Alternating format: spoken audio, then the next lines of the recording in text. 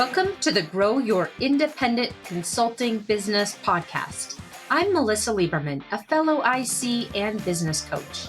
On this podcast, I teach you to become a consistently booked independent consultant without becoming a pushy salesperson or working 24/7. If I can do it, you can too. Listen on to find out how. Hi, don't be alarmed to hear a new voice on the podcast again this week. Last week, in episode 61, you heard my brother Ryder introduce the episode. Today, it's me, Maverick Lieberman. I'm 8 years old and in the second grade. I work in my mom's business as an assistant. I usually do admin tasks. So this week, my job is to introduce the podcast for my mom who has laryngitis. So, what is this episode all about? It's part 2 of the presentation my mom gave for the National Freelance Business Week. In that Freelance Business Week presentation, she shared how to make more money while working less in your independent consulting or freelance business. In last week's podcast episode, we heard the first part of my mom's presentation. She shared her insights into what's standing in the way of you making more money. You'll want to go back and listen to that episode. We'll put the link in the show notes. But for now, I'll summarize it for you. Here's what's standing in your way of making more money in your consulting business. It's the way you're thinking about your business and your potential clients. So now that we know the obstacle to you making more money with ease is your thinking, my mom will explain how to adjust your thinking so you make more money with less effort.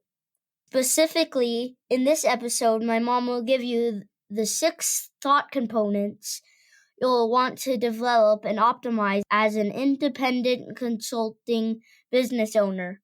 When you improve these 6 areas of your business owner thinking, you'll be more confident, capable, and in command as a business owner. Oh, and 2 more things.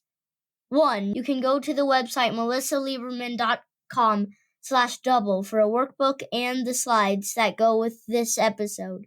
2, don't forget to take the business predictability assessment at icscorecard.com to help you identify the 4 areas of your business to focus on so you have more predictability. With that, let's listen to this week's episode.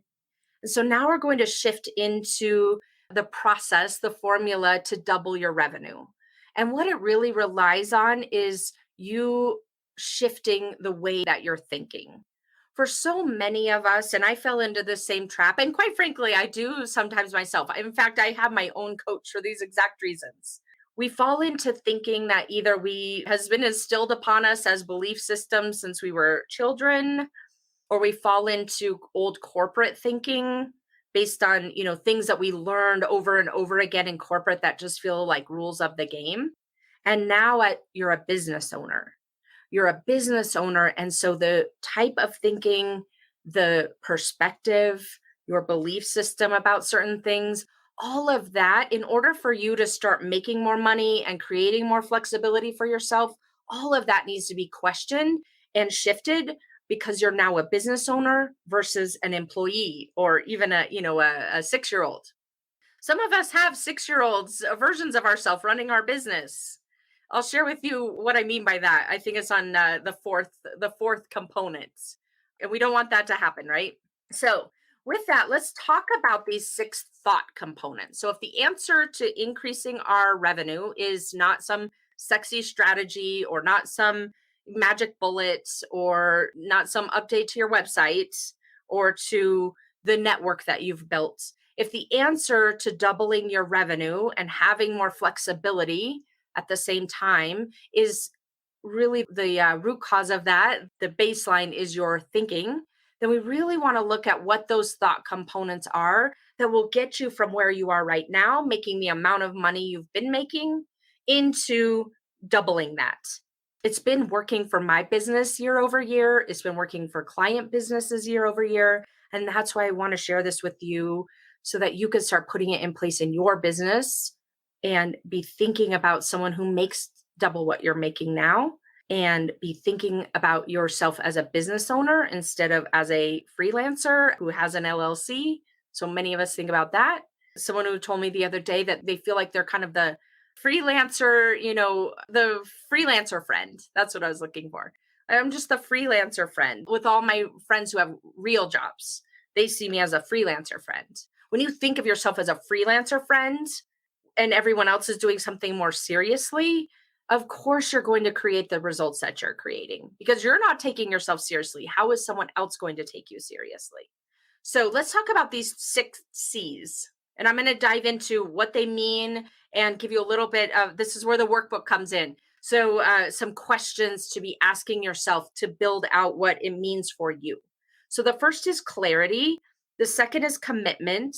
The third is connection to money, high quality money thoughts, certainty, confidence, and capacity to have. So, we're going to go through each one of these. I'm going to give you some examples, and then I'll give you those questions and prompts that you can use in the workbook to start building this out for yourself. So let's start first with clarity. Just as a by way of definition, clarity is the freedom from obscurity, ambiguity, or undue complexity. So what does your business look like without it? Your business looks like it's watered down. You might be someone who's a freelancer who hasn't yet really chosen a specific niche, who's like, I can do so many things. I don't want to kind of narrow it down. I don't want to leave money on the table because I put a stake in the ground about this is what I do. And as a result, you end up watering it down and it's so unclear as to what you do, then you get less work because no one knows that you're the person to go to for X, Y, or Z. A lot of times when we don't have clarity, we overcomplicate things. And we also think results are out of our control. A lot of times that's why we don't get into clarity. We don't, for example, like putting together a business plan or a monthly or a yearly revenue goal. It's like, well, that's out of my control. So we just skip creating clarity because feel like that's not something that's within our control. So why bother? It's kind of futile. The impact of not having clarity is that you end up with in a prolonged hustle cycle where you're constantly going out to find clients. You're relying on third parties like marketplaces or recruiters versus being sought after, where people are coming to you and you've got an overflowing pipeline of work that you didn't have to go, find yourself, that they really know what you do and they come when they need your help. Another impact without clarity is I see this so often, and I'll share a case study here in a moment about this, is we take on non-ideal clients. We think I better not leave money on the table. So I end up taking a non-ideal client. I end up using up a lot of my capacity for, some period of time. Sometimes I've seen my own clients do this, as we start working together, they're tempted to go take on a client that's a year long and they're not non-ideal because they have this idea that they shouldn't leave money on the table when in fact it's actually they haven't gotten clear on what it is that they want to be creating, and so they end up just taking whatever comes to them and leaving so much money on the table as a result because they have left out all the other options that could have been coming to them that were ideal. So a quick case study on this, and then we'll move on to the worksheet for it. But I had a client, I'll just call her Nancy. She was at the place where she'd been working for maybe 6 months or so as a consultant. She had potential clients coming to her. She had work that she was doing and ongoing, and started just feeling really overwhelmed. And that when a new client would come, she would just automatically take them and just figure out how to fit it all in. Now, some of us would say, well, what a great problem to have. She had business coming toward her. But what ended up happening is that she had no clarity, no clarity on what she wanted her business to look like, what her revenue goals were, what her service offerings would be, and what the ideal clients looked like for her. And so she just kept saying yes to everything. And she ended up at a place where she was basically oversubscribed and had taken on clients that were paying much lower than what she could have had she just taken a step back and really looked at what her business plan was, what her offerings, what her ideal clients were. We've since done that, and she's been able to. It's a fourth one. We're in April. She just told me that she has already reached her yearly revenue goal. We're making a new one. So getting that clarity and being able to turn clients away, being able to attract clients that are the ideal makes such a big difference in your business and your ability to earn more money. So for you, and again, if you want to download the workbook, this is here for you. But for you, let's talk about what clarity means. So I'll just give you a little walk you through these questions and then give you some homework to go really define this out for yourself. But ask yourself, what do I do? What is my ideal client? What does my ideal client care about? Why do they care about the problems that I solve? What's my value proposition? What stands in my way of specializing? When I say to you, be known for something, most of the time your brain will argue with me like that's not a bad idea, Melissa. I should never specialize. I don't want to turn money. I love variety. I don't want to turn work away. Doesn't mean you have to turn work away. It's becoming known for something in the market. And of course, you're going to get referrals, you're going to get other opportunities. You don't have to turn those away just because your marketing doesn't say you do that. If you're able to deliver on that type of work, but at the same time, it's really having that storefront for yourself that everyone understands what store are they walking into and what are they buying? What problems do you solve and what value do you deliver? And then also, after you get clarity or in parallel with getting clarity on your service offerings, I see this about 50% of the time where consultants and freelancers do not have a business plan. And you might be in this situation too, where you don't really have a revenue plan. You kind of have a guess or like kind of an idea of what you want to make. A lot of times it's some calculation based on what you made in corporate. No capacity plan, meaning when are you going to take time off? How much time do you want to be working in any given week or month? And knowing what that availability is to match it to your sales pipeline and process, knowing where you want this business to go in the next 3 to 5 years and having that clear vision. So that's what I would encourage you to do to get that clarity so that you don't fall into the trap of being confused, of watering down and diluting your message and ultimately leaving money on the table because people don't know that you're the person they should go to for the problem you solve. Okay, commitment is the next one. Commitment is to decide and fully embrace one option and cut off all the others.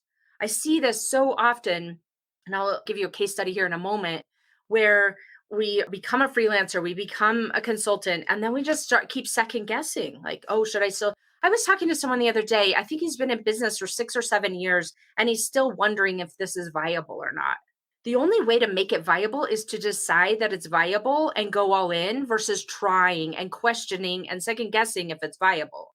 The more time you spend over wondering if something's viable or not, which by the way, you're the only one who can make it viable, the more time you spend over there questioning and wondering if the grass is greener on the other side, that's the time you're wasting that you could be advancing your business, getting better at your messaging, clarifying your positioning, honing your offering in.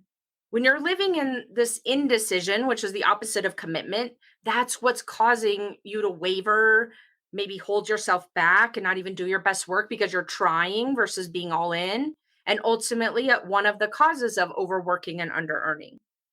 I'll give you an example. When I first started working with a client, we'll just call him Jake, he came to me and said, this is the last ditch effort. If I don't figure this out for my freelancing business, I'm going to go back to corporate.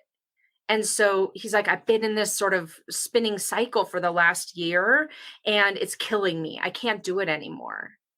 And I said to him, like, the first thing that I would encourage you to do is for the next 6 months, or pick a time frame, 90 days, 6 months, you are fully all in. There's no more deciding back and forth. At the end of that period, you can decide based on your results. But every time your brain wants to offer up, I don't know if this is going to work, you redirect it. Like, that's not what we're doing right now. We decided that we're going to redecide in the next 90 days. But for right now, we're all in on our freelancing business. Let's figure out how to make this work. The results can be so incredibly different if you are at a place where you've fully committed, which means to cut off all the other options. I'm not saying forever. You might want to shift your business model. You might want to go back and work full time or part time in corporate. You might want to do a lot of things. But when you're half in and half out, you end up making so much less money than you could. you end up being so less successful than you could. And you end up basically sabotaging yourself. So get to the place where you're fully committed to whatever it is your goal is. It might be like that client trying to figure out, what the next best step is, or it could be that you're trying to make a decision about your business and where you want to focus. Choose something. Decide, go all in, pick a time frame, and when your brain wants to create a bunch of noise in there about I don't know if this is a good plan or not, just let it know that that's not on the agenda and you'll entertain that conversation in 90 days. So for you, one of the exercises that I love, I do this sometimes when I'm doing something new. I will implement this super simple daily set of 3 questions for myself on a scale of 1 to 10. How committed am I to put in some goal? Maybe it's a revenue goal. Maybe it's creating a pipeline of X number of potential clients, whatever it is. And ask yourself if you're in this situation where you're constantly changing direction or not sure what not fully sure about your strategy, this is a great tool to use to get to the place of just checking in with your commitment level every day, figuring out what the number is. When I do this, sometimes the number's a 3, sometimes it's a 9. It's not a problem. But then the heart of this is figuring out you might be at a low number or at a high number, and then what would make it a 10. So if you're at a low number, that helps you to see all the low quality thinking that you have. And if you're at a high number, that helps you to see what you want to replicate when the number is low. So this can be an incredibly powerful tool for you to use if you're in the spot of feeling that indecision and second guessing. Okay, the third area is high quality connection to money. This could be its own entire presentation, quite honestly. So many of us are indoctrinated, socialized, taught money beliefs that are not serving us. Things like don't take more than your fair share. I mean, when I say these things out loud, you probably hear one of your parents saying them to you or a teacher, right? We learn this stuff from the youngest of ages. Don't get too big for your britches or you'll lose it all. Like those sorts of things seem so helpful, when our parents taught them to us. But what they end up doing is creating a low quality belief system about money and create situations where you're under earning as a result of it. So when you don't have a high quality connection to money, high quality thoughts about money, then what ends up happening is you fall into those same traps. Like I was describing to you when we first started, they're doing me a favor. That's a thought. They're doing me a favor by hiring me. I should just take what they're giving me. So you don't negotiate, you don't calculate the value or think about it like that case study I had shared with you. And you end up letting fear run your business. And quite frankly, this is the example I was giving you a minute ago. This is where the 4-year-old or the 6-year-old version of you is running the business. Because most of these thoughts you have about money were things that you learned when your brain first started basically saving off information people taught you. Don't be greedy. Greedy people are bad people. We've all learned these things, right? And when you let those lessons run your business, of course you're going to undercharge and you're going to under earn and you're going to hit a ceiling. So this is so important to get a handle on. If there's nothing that I leave with you today, is to get a handle on the way you think about money, the way you think about you having money, the way you think about people who have money, so that you start to unravel some of these things that we're taught and you can start embracing a new income level, whatever the double is for you. So, an example here, I had a client who came to me. She had left corporate, she had started her consulting business, and she was thrilled. She had started creating clients. And then all of a sudden, she started talking to another consultant. And they were comparing some rate information. And it felt like a gut punch. She found out that she was charging about half as much as she could be, if not more. She was severely undercharging. She went from like really happy and proud to, I can't believe I've made this error. I've left so much money on the table. And so as we started working through that, of course, we all make mistakes. I completely undercharged when I thought they were doing me a favor, right? So we tried to started digging through it to figure out what was causing that for her. What caused her to offer the rates that she did? Part of it was knowledge. So now she's got a lot more knowledge. And a big chunk of it, though, was her thinking about herself and about money, that she should not be greedy. She should figure out what she needs and maybe add a little bit to that, or take a I think in her case what she did was take a calculation from what she had been making as a full-time salary and just calculated off her rate from there, and felt like, "Oh, I'm good. I'm a good person. I'm not greedy." And that just sent her into this whole cycle of undercharging for such a long period of time as a result of that. So getting a handle on your money thoughts and then shifting those is so incredibly important for you and your business. For that client, for specifically, I think at this point she's like 7x what her rate had been in the past, and she's shifting into value-based pricing. So really shifting those money thoughts that we all learn when we're children, and in corporate too, so many in corporate. One of them, just before we move on here, that I was just talking with a client about earlier, was the thought that I should never make more than my boss, or the boss thinks they should never make more than I do if they're at a level lower than I am. Like all of these kinds of crazy constructs that we've learned and just kind of operate as the truth are what end up causing you to earn less money, because now you're a business owner and it requires different level of thinking. So, for your money thoughts, start investigating those. Start asking yourself what your money beliefs are and really digging into your brain to figure out what all those messages were that were, stamped into your brain before you even were able to question them as a child. And are they true? What is greedy? I don't even know what that is. I mean, if you think about it, what is greedy as a thing? Should you really be thankful for you have? Absolutely. But that also implies that you shouldn't want more. Wanting more makes you a bad person. All of these things like kind of envelope up into you're a bad person. You should operate in a different way, right? It's like that shaming process that happens. So just get to the place where you're able to start questioning this, unraveling it, figuring out what your money ceiling might be and why it's that. If you're at a place where you're plateaued and you're kind of earning the same amount year over year, plus or minus, it could very well be because of a money ceiling, some idea that you shouldn't or couldn't or can't or aren't the kind of person who can earn more than that, and really investigating that so you can replace them. Okay, number 4, certainty. This is so, so, so important. So many of us wait for other people to tell us we're right or give us permission in some way, some indication that we're on the right track, and therefore we can be certain. But as a business owner, it's incredibly important. It's the unwavering conviction that you'll achieve your result no matter what. Might take a little longer than you thought, but no matter what, your result, whatever it is inevitable. That's what this thought component is.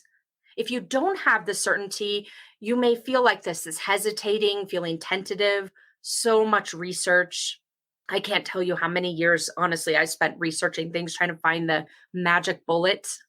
Not having certainty that I could figure it out on my own, not having certainty that what I was doing was working, constantly looking for some new solution, expecting your business somehow to prove something to you, like, oh, I landed a client, maybe this is working, versus you deciding this is inevitable that it's going to work. I'm just going to test and fine tune until it's, humming along. If you don't have certainty, the impact is so, so, so much wasted time, so much overworking, so much under earning. You're waiting on your clients to basically sell themselves for you because you haven't sold yourself first. I'll give you a quick case study on this one. I had 2 different clients. One came in with zero certainty. Everything we talked about, he would come up with a strategy. It was like a one try. I'll just give one try to this. And then he proved to himself that it wasn't going to work. And then he would go on to the next thing and the next thing. And that's what we were working on. And eventually we got to the place where we moved him from, on this scale, impossibility thinking over to inevitability thinking, where it's like you move from what I'm doing is not going to work. Of course, it's not going to work if you think that. You're going to find all the ways to basically decide that didn't work. I need to move to the next thing. Versus William, who came in and was much more on this inevitability side from the beginning. And it was his process for building his pipeline was so much more about like a scientific method. I'm going to try this method. Here's my hypothesis of how it's going to work. I'm going to spend this much time. This is how I'm going to know if it's working or not. And this is how I'm going to adjust. And coming from the place though of certainty that it was inevitable that eventually it would all click, but he didn't have to talk himself into it versus where Paul had started was so much on the impossibility side. Nothing was ever going to work if you come at it with that lack of certainty, right? So for you, I'll give you these three questions if you're in this spot, very similar to the certainty scale. So go in and start asking yourself these questions if this is a spot that you're in. The commitment scale, that's what I was going for. Okay, so the confidence is another incredibly important thought component. That's and the word self-assurance is in this definition. It doesn't say someone else assured you, it says you assured yourself. And so if you don't have the confidence, it looks like having doubt, waiting on others to validate you. A lot of times I see this much more on the business owner side than on the delivery side. From a lot of you, and I've experienced this myself too, we feel really confident delivering for our clients, especially after we get the engagement underway. And we feel a lot less confident as a business owner. And so we're waiting for other people to somehow tell us that what we're doing is right or good. And we end up minimizing our expertise. And ultimately, again, that ends up creating dynamic where you're underselling yourself, which means that you're under earning and oftentimes overworking. Again, you've hit this plateau or you've hit this feast or famine. So I had a client who was in this bucket. The phrase that always kept coming up was, I'm just a. When you think you're just like I'm just a project manager, of course you're going to undersell yourself. A lot of us think that that's humble or that's a little bit self-deprecating, right? And there's room for that, of course. But when you're really thinking and your self-identity is, I'm just a fill in the blank project manager, then you're not selling the actual value that you have. That particular client was very adamant that they were not strategic. They were just a project manager, very good project manager, but definitely not strategic. And as we started questioning all of those beliefs, we realized that that was all lies, all lies. That client was incredibly strategic. But in a lot of ways, it came so naturally to her that she didn't even realize or give herself credit. And so it just felt so much easier to identify as just a project manager, to operate off of that place of confidence versus the confidence from a bigger picture and therefore under earn. So, another exercise for you, how confident, this is a great daily exercise if you fall into this category to ask yourself about where you're at from a confidence perspective. And you could do it broadly, like how confident am I as a freelancer? A lot of times I find it's more valuable to really ratchet that down and ask yourself specific questions like, how confident am I that I'm going to land the next contract in the next 30 days? Or that I'll deliver whatever the results are my client is expecting, or that I'm going to hit my overall revenue goal for this year. Asking yourself some really specific questions. And then again, it's like taking these daily thought thermometers. I do this too. Some days it's a 3, some days it's a 9. It's never a 1 or a 10. I don't know if you do the same thing, but at the end of the day, it's just really trying to take that temperature of where your mind is, where the quality of your thinking is without judgment, but to get a gauge on it and then asking yourself what would make it a 10. And the thing I want to point out here is what makes something a 10 is almost always your thinking, not some, oh, well, the client signs the contract. Instead of that, it's your thinking about how possible it is it that I'm the kind of person who signs a contract in the next 30 days. That's double what I had been charging before. Okay, the last one. This one's kind of crazy. It's a little crazy, but it happens so often. So I have to point this out to you. Capacity to have is the ability to be with and experience and own your success without sabotaging it. Let me give a very specific non business related example to illustrate what I'm talking about. A lot of times people will lose weight, they'll lose maybe a lot of weight, but they haven't done the work to think of themselves as someone who weighs the new number. They still think of themselves as the person who weighs the old number. Therefore, they are lacking the capacity to have that new number. and they end up eating a lot of things to go back and feel the way they felt before. It's a self sabotaging cycle, right? You might have experienced this. I certainly have. This capacity to have shows up for you in your business if you're thinking things like it doesn't count or it's not enough. You might unnecessarily change directions or even start over. I did this in my business. I was doing very well working with people on job search coaching. And then all of a sudden, I told myself I was bored and I wanted to try something new. But really, as I look back now, I'm so grateful that I made the change that I did. But it really was driven from a lack of capacity to just sit in that success, to own it, to be comfortable with it, to not need to change it or get some kind of adrenaline from my business. A lot of times, also, this capacity to have issue comes up if you're feeling some form of guilt. Like, I shouldn't have the money. Like, let's say you doubled your revenue. I feel guilty. Other people don't have that started around the same time I did or are doing the same kind of thing I did, aren't as successful. So you feel guilty. You might feel shame. You might be afraid. I don't know how to keep this, like the weight loss example. And so what ends up happening is you sabotage yourself and you under earn and a lot of times overspend. I don't know if you've ever read these statistics. I don't know the exact numbers, but it's a very large percentage of lottery winners who basically spend all of the money in the first few years, especially if they get the lump sum versus the annuity or whatever that is, right? Because they don't have the capacity to have. They haven't seen themselves as the kind of person who has that money. So those are some of the examples of what this looks like as a capacity to have. So for you, think about what are your thoughts about success? In what ways do you fear too much success?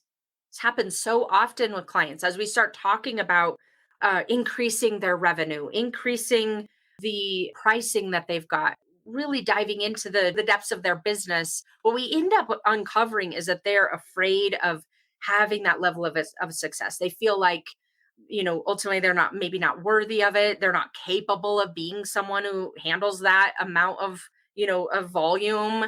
That they don't want to recreate some, monstrosity with a lot of subcontractors. And it just becomes this whole fear of success without even really logically working through, if I did achieve that, what could I make it look like in a simplistic, really effortless way? We just operate off of these kind of undefined, ill-defined fears. What is a past example when you self-sabotage, like the weight regain example? Where might you be self-sabotaging now? And honestly, what is that protecting you from? You're doing it for a reason. So, what might that be protecting you from? So, to wrap all of this up together, to apply these 6 C's to you and your business so that you can start stepping into that business owner identity and start making more money and finding ways to work less and more flexibly, you're going to want to use the exercises I gave you today to really uncover what all of that kind of old, outdated, either 4-year-old or employee thinking might be that's running your business right now on subconsciously. And then you design the alternative mental models. So in those 6 C's, how do you want to be thinking about yourself? Starting to build and cultivate the confidence and the clarity and the commitment for yourself. And then ultimately through all of that, once you know what that looks like, then it's the work of purposefully and intentionally becoming that business owner version of yourself versus the freelancer friend or the former corporate employee or the person who's great at delivering but not great at selling version that you might have been calling yourself. So those are the kind of at a high level, the steps to go put this work into place so that you can start making more money, doubling your revenue, ultimately working less in order to do that and having more fun. Hi, it's Maverick again. Now you have the second half of the presentation my mom did for the National Freelance Business Week. From this, you have the 6 types of thoughts to implement in your consulting business so you can make more money with less time, stress, and anxiety. Be sure to download the set of slides and workbook for this episode at melissalieberman.com/double. And also, don't forget to take the IC Business Predictability Assessment at icscorecard.com. See you next week. Thanks for joining me this week on the Grow Your Independent Consulting Business podcast.